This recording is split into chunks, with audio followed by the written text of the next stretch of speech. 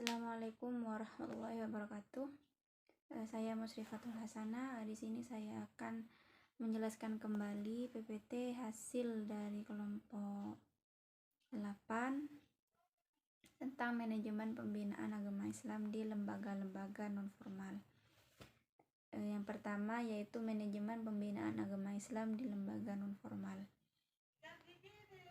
Ajaran-ajaran Islam dibutuhkan bagi umat Islam dimanapun, karena ajaran tersebut mengatur segala aspek kehidupan dalam hubungan manusia maupun dengan alam. Ajaran-ajaran Islam tersebut dipelajari, diketahui, dan dipahami, bahkan lebih jauh lagi diamalkan. Dalam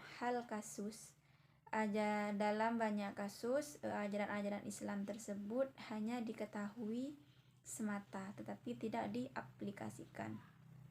Bahkan dalam komunitas muslim tertentu, ajaran-ajaran Islam tersebut hingga kini belum dipelajari, diketahui, dipahami, apalagi diamalkan dalam kehidupan sehari-hari.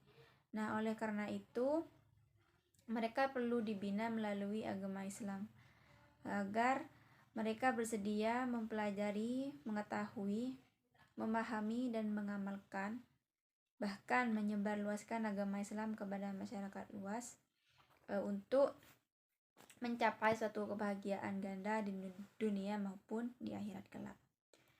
Selanjutnya, manajemen pembinaan agama Islam di lembaga non-formal, yaitu pembinaan ini dilakukan di beberapa tempat, yakni di panti sosial, kemudian di panti asuhan, yatim piatu, dan juga di penampungan tenaga kerja, di perkantoran, kemiliteran, dan perusahaan.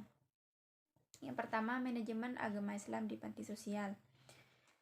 Panti sosial merupakan lembaga yang berada di bawah kewenangan dinas sosial yang memiliki kepedulian kemanusiaan dengan memberikan bantuan etnis maupun keterampilan kepada orang-orang yang memiliki kekurangan secara fisik maupun finansial agar mereka hidup layak di tengah masyarakat.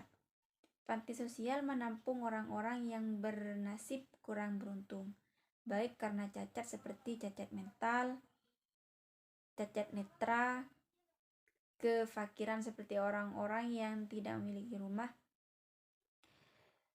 pecandu obat-obatan berbahaya seperti narkoba, maupun ketelantaran seperti balita yang tidak diurus orang tuanya.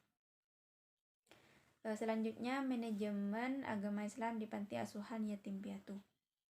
Panti asuhan yatim piatu ini sengaja dibahas secara khusus, melanjutkan pembahasan manajemen pembinaan agama Islam pada panti sosial di atas. Tentu saja ada tujuan yang ingin diraih dengan mengkhususkan pembahasan manajemen pembinaan agama Islam di panti asuhan yatim piatu tersebut, agar pemahaman tentang manajemen pembinaan agama Islam yang diberlakukan di panti asuhan yatim piatu tersebut bisa relatif detail dan mendalam.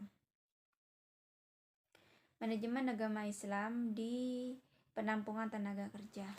Penampungan tenaga kerja di sini dimaksudkan sebagai tempat yang digunakan untuk menampung tenaga kerja yang akan berangkat ke luar negeri untuk mencari pekerjaan.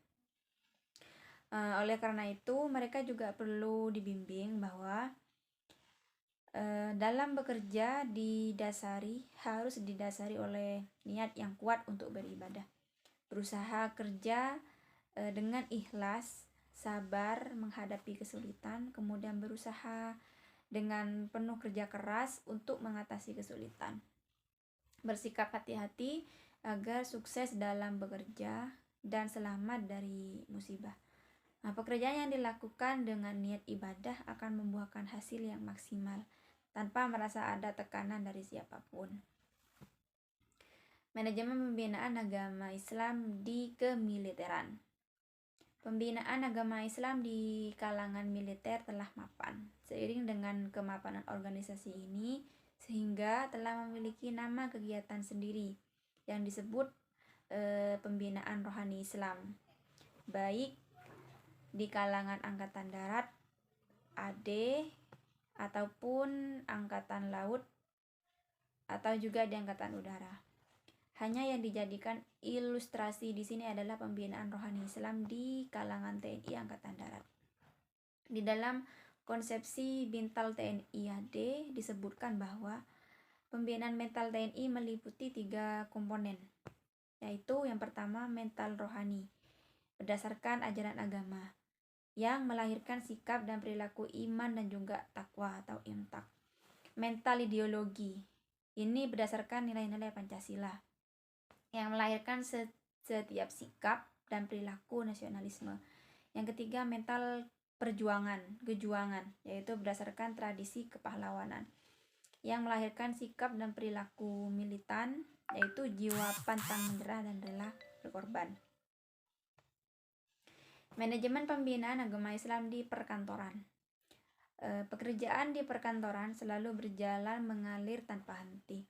Apabila guru masih memiliki rasa atau masa liburan semester, tetapi bagi pegawai kantor hanya berlibur ketika tanggal merah, yaitu libur nasional. Nah, oleh karena itu, pembinaan agama Islam kepada pegawai perkantoran yang beragama Islam dipandang sangat perlu agar pegawai tersebut sadar dan selalu berusaha meningkatkan keimanan kepada Allah Subhanahu wa taala, memperbaiki ibadahnya kepada Allah dan berusaha bekerja sebaik mungkin. Selanjutnya, manajemen pembinaan agama Islam di perusahaan. Pembinaan agama Islam di perusahaan ini merupakan pembinaan ajaran-ajaran agama Islam kepada karyawan perusahaan muslim dengan memberikan pengetahuan tentang agama Islam dan wawasan-wawasan keislaman ditekankan pada pengamalan terhadap nilai-nilai yang terkandung di dalam Al-Quran dan Hadis, baik nilai spiritual, kemudian nilai ibadah, nilai sosial, dan juga nilai kemanusiaan, nilai kerja, dan nilai-nilai lainnya. Nah, oleh karena itu, pimpinan perusahaan yang peka terhadap bawahannya, kegunaan tersebut akan senantiasa mengadakan kegiatan pembinaan agama Islam kepada karyawan atau bawahannya. Nah, hal ini disebabkan banyak keuntungan yang kembali ke perusahaan sendiri, baik keuntungan ekonomi, sosial, kultural, keamanan, psikologis, dan juga spiritual. Selanjutnya yaitu manajemen pembinaan agama Islam di rumah sakit. Pembinaan agama Islam ini juga diselenggarakan di rumah sakit, khususnya rumah sakit Islam. Nah, rumah sakit Islam ini merupakan tempat penyembuhan bagi orang-orang yang sakit atau mengalami masalah kesehatan. Ketika mereka menderita sakit, nah biasanya baru menyadari penting dan nikmatnya kesehatan sebagai salah satu anugerah paling berharga, anugerah Allah yang sangat besar dan bermakna. Nah, mungkin hanya itu saja yang bisa saya sampaikan terkait dengan manajemen pembinaan agama Islam di lembaga-lembaga non-formal. Kurang lebihnya mohon maaf. Wassalamualaikum warahmatullahi wabarakatuh.